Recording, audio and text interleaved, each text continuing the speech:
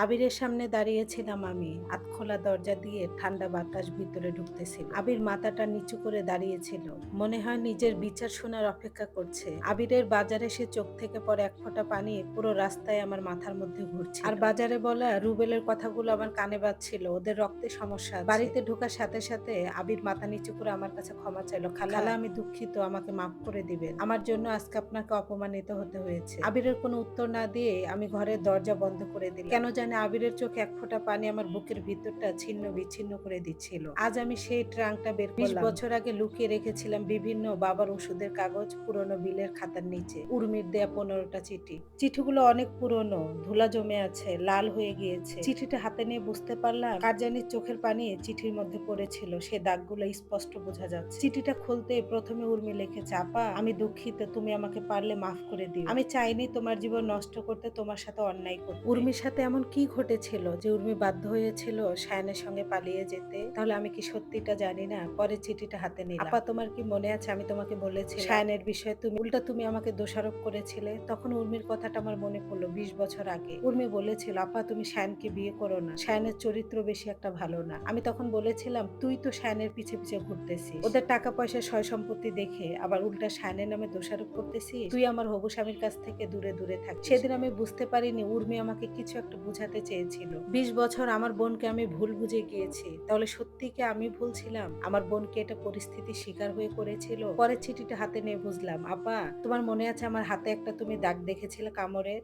ওখানে আমি চুন দিয়ে রাখতাম, বলেছিলাম মৌমাছি ধরেছে। আমি শায়নের কথায় রাজি না হয় শায়ন আমার হাতে কামড় দিয়েছিল। আস্তে আস্তে আমি ওর প্রতি দুর্বল হয়ে যাই। জানো আপা আমি বিয়ের আগে প্রেগনেন্ট হয়ে পড়ি। এজন্য বাধ্য হয়েছিলাম শায়নের হাত ধরে পালিয়ে যেতে। চিঠিটা পড়ে আমার বুকের ভিতরে ডুকরে কান্না আসতেছিল। আমি নিজের চাইতে যাকে বেশি ভালোবাসতাম ওই বোনকে আমি ভুল বুঝেছি। তাহলে শায়নেরই সব অপরাধ ছিল। বাকি চিঠিগুলো আমি আর পড়তে পারিনি। আমি বুঝতে পেরেছিলাম উর্মির এখানে কোনো দোষ ছিল না। আসলে শায়নি এরকম ছিল। শায়নি একদিন আমাকে বলেছিল, উর্মি না দেখতে অনেক মিষ্টি, উর্মিকে আমার গ্যারেজে আসতে না বলতে হবে, নয়তোবা আমাদের বিয়েটাই ভেঙে যাবে। শায়নের বলে এই কথাগুলো এখন আমার বড্ড মনে পড়তেছে। আসলে শায়নকে আমি এতটা ভালোবাসতাম যে ওর কোনো খারাপ কাজ আমার চোখে পড়েনি। চিঠিটা বন্ধ করে আমি রেখে দেই। আবিরের রুমে নিঃশব্দে ঢুকি, দেখে আবির ঘুমিয়ে আছে। চোখ দিয়ে অঝরে পানি পড়ছে একাই, হয়তোবা মাকে স্বপ্ন দেখছে। মাথায় হাত বুলিয়ে দিতে দিতে আবির জাগনা হয়ে যায়। খালা আপনি? এই বাড়িতে আসার পর আবিরের সাথে এত ভালো ব্যবহার আমি কখনো দেখাইনি। আমি নিজেও জানতাম না আদৌ আমি তাকে চাই কিনা।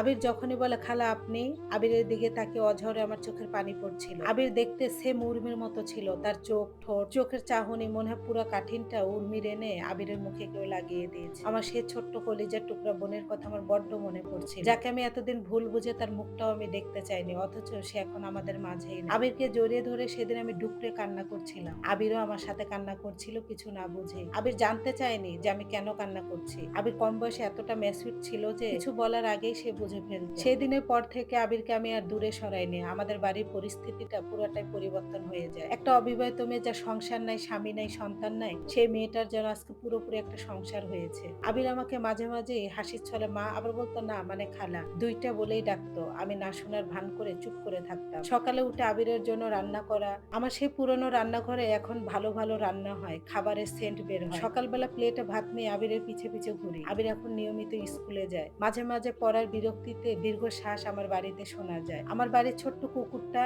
এখন একজন সঙ্গী পেয়েছে, আবির। আবির জড়িয়ে ধরে তাকে সব সময় ঘুমায়। পুরো জীবনটাই যেন আমার বদলে গিয়েছে। উর্মি শুধু আমাকে নিঃস্ব করে দেয়নি, উর্মি আমাকে বেঁচে থাকার রাস্তা দেখিয়ে গিয়েছে, তার একমাত্র কলিজার টুকরা আবিরকে আমাকে দিয়ে। এইভাবে কাটছিল আমার দিন। গ্যারেজে আমি হঠাৎ করে যাই বাবার পুরনো সে খুন্তিটা খুঁজে পাচ্ছিলাম না। ওইটা কাজে লোকদের চাচ্ছিল খেতে কাজ করার জন্য। বললাম আপনার একটু দাঁড়ান, বাবার পুরনো আসবাবপত্রের ভিতরে ঢুকিয়ে দিই। ওগুলো খুঁজতে যে অনেকগুলো মদের বোতল পেয়েছিলাম। বুঝতে পারলাম এই গ্যারেজে তো যাতায়াত ছিল শুধু সায়ানের, আমরা তো কেউ আসতাম না। তাহলে মদ কি সায়ান পান করতো? সবকিছু যেন আমার ধোঁয়াশা কেটে যাচ্ছিল। মদের বোতলগুলো দেখে আমার মনে পড়লো উর্মিকে আরো চিঠিতে কিছু লিখেছে। শাবল না খুঁজে আমি দৌড় দিয়ে ঘরে আসলাম। কামলা এদিকে এসে বলল, আপা শাবলটা পেয়েছেন? আমি বললাম যেটা আছে সেটা দিয়ে কাজ চালান, আমি দেখতেছি। সে আবার বাক্সটা বের করলাম। বাকি চিঠিগুলো ওই বাক্সের ভিতরে রাখা। 3টা চিঠি আমার পড়া হয়েছিল। পরে চিঠিটা হাতে নিয়ে দেখলাম, আপা জানো আমি শায়নের হাত ধরে চলে আসার পর শায়ন আমাকে রেখে পালিয়ে যায়।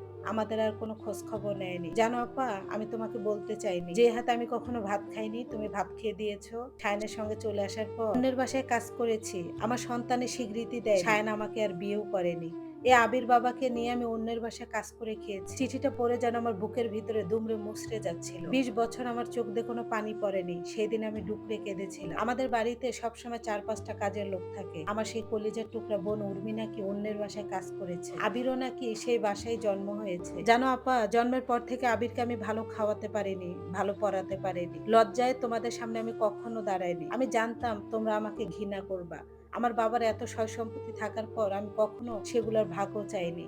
আমি তোমাদের কাছে ফিরে যাইনি। আপা, এই চিঠিটা যদি তুমি কখনো খুলে দেখো, আমি শুধু তোমার হাতে পায়ে ধরে একটা অনুরোধই করব। আমার ছেলে আবিরকে তোমার পায়ের নিচে একটু জায়গা দিও। আমার মতো আমার ছেলেকে ঘৃণা করো না। আপা, এই পৃথিবীতে ওর কেউ নাই। ওর জন্মের পর ওর বাবার পরিচয়ও পায়নি। শুধু একটা ছবি দেখেছে ওর বাবার, এটা ওর বাবা। আমি স্বামীর স্বীকৃতি পাইনি, জানি আমি গুনাহ করেছি। কিন্তু আপা জানো, শায়ন আমাকে বাধ্য করেছিল এই কাজ করতে, তোমার জীবন নষ্ট করতে। উর্মির লেখা প্রতিটা কথা ছুরি দিয়ে কে যেন আমার কলিজার মধ্যে আস্তে আস্তে পাড় দিচ্ছে, ছিঁড়ে যাচ্ছিল। আমার ছোট্ট বোনটা এত কষ্ট করেছে আর আমি তাকে শত্রু ভেবে এসেছি। চিঠিগুলো আর পড়তে পারলাম না। মনে হচ্ছিল আমার দম বন্ধ হয়ে যাওয়ার অবস্থা। আমি আরেকটা চিঠি পড়লে হয়তো বা আমার স্টক করবে। ওই দিনের পর থেকে মনে মনে আমি আবিরকে নিজের সন্তানের স্থান দিলাম। আজকে থেকে আবিরই আমার সব। আমাদের যত সয় সম্পত্তি আছে সবকিছুর অংশীদার একমাত্র আবির। আবিরকে আমি স্কুলে ভর্তি করে দেই, রেগুলারই সেখানে যাতায়াত করে। স্কুল থেকে আসার সময় দেখি আবিরের মুখে ক্ষত, রক্ত পড়তেছে। বারবার জিজ্ঞাসা করলাম, আবির তোমাকে কে ব্যথা দিয়েছে? আবির কোনো প্রশ্নের উত্তর দিতে চায় না। পরিষ্কার করে দিচ্ছিলাম আর বললাম, কে করেছে সত্যিটা বলো। তখন সে মাথা নিচু করে বলল, খালা, হেডমাস্টারের ছেলে মাকে নিয়ে বাজে কথা বলতেছিল। আমি তখনই বললাম, তোমরা এগুলো বললো না, আমার মা তো আর এই পৃথিবীতে বেঁচে নাই। সে তখনই মেরেছে। আবিরের মুখে রক্ত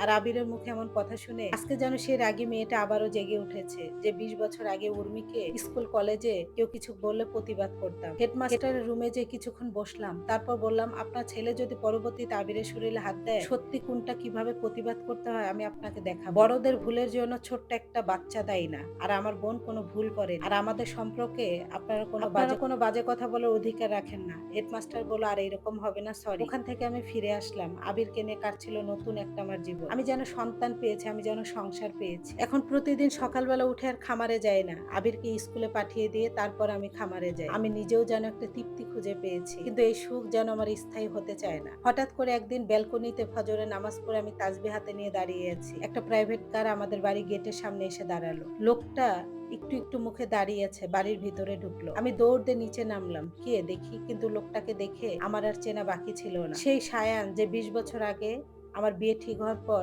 আমার ছোট বোনকে নিয়ে পালিয়েছিল, আর তার সম্বন্ধে সব কথাই আমার জানা হয়ে গিয়েছে। শায়ানকে আমি বললাম, হঠাৎ করে তুমি এখানে?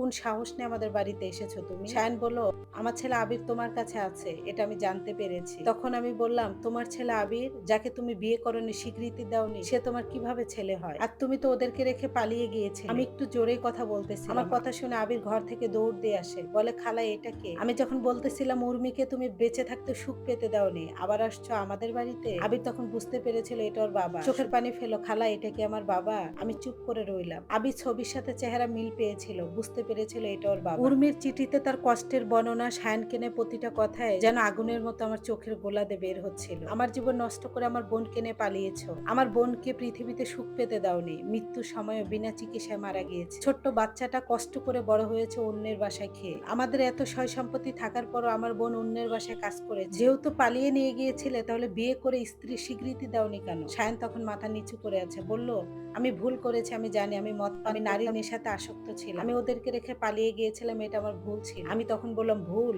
এটা ভুল না, এটা পরিকল্পনা। এক বোনের সাথে বিয়ে ঠিক হওয়ার পর অন্য বোনকে ভোগ করে তাকে নিয়ে পালিয়ে যাও, স্ত্রীর স্বীকৃতি না দেয়া, এটা কোনোদিন ভুল হতে পারে না, এটা পরিকল্পনা। আবির তোমার কাছে কখনোই যাবে না, তুমি যদি সত্যি আর বাবা হয়ে থাকো। উর্মি যে বাসায় কাজ করতো, যে বাসা থেকে মারা গিয়েছে, ওনারা আমাকে ফোন করে বলেছে আবির আসার আগে তুমি নাকি 3 বছর আগে রোড অ্যাক্সিডেন্টে মারা গিয়েছো। তাহলে এখন জীবিত হলা কিভাবে? শায়ান কোনো কথাই বলছিল না, মাথা নিচু করে দাঁড়িয়েছিল। উর্মি চিঠিতেও লেখা ছিল, শায়ান রোড অ্যাক্সিডেন্টে 3 বছর আগে মারা গিয়েছে। যে বাসায় এতদিন আবির ছিল, ওই মহিলাও বলেছে। তাহলে শায়ান যদি মারা যেয়ে থাকে, এখন কোথায় থেকে ফিরে আসবে? সত্যিকার অর্থে শায়ান কখনো মারাই যায়। উর্মিকে এভাবে প্রতারিত করা হয়েছে। যদি উর্মি আবারও আমাদের কাছে ফিরে আসতো, সবটা খুলে বলতো, হয়তোবা তার প্রতি আমার কোনো অভিযোগ থাকতো, হয়তোবা উর্মিকে এত কষ্ট করতে হতো না, হয়তোবা আবিরের জীবনটাও এত ভালোবাসাহীন বড় হতো না। হয়তো যদি উর্মি বুঝতো, সবকিছু হয়তোবা পরিবর্তন হয়ে যেত, কিন্তু আজ তার উর্মি নাই। শায়ানকে শুধু আমি ঠান্ডা গলায় বললাম ভদ্রতার সহিত, আপনি আমাদের এই বাড়ি থেকে বের হয়ে যান। আর আবির, আবির আপনার ছেলে না। আপনি যাকে পরিচয় দেননি, যার মা স্ত্রী স্বীকৃতি আপনার কাছ থেকে পায়নি, এটা আপনার সন্তান কোনোদিনও হতে পারে না। লাইভ স্টোরিটা কেমন লেগেছে অবশ্যই জানাবেন। ধন্যবাদ সবাইকে।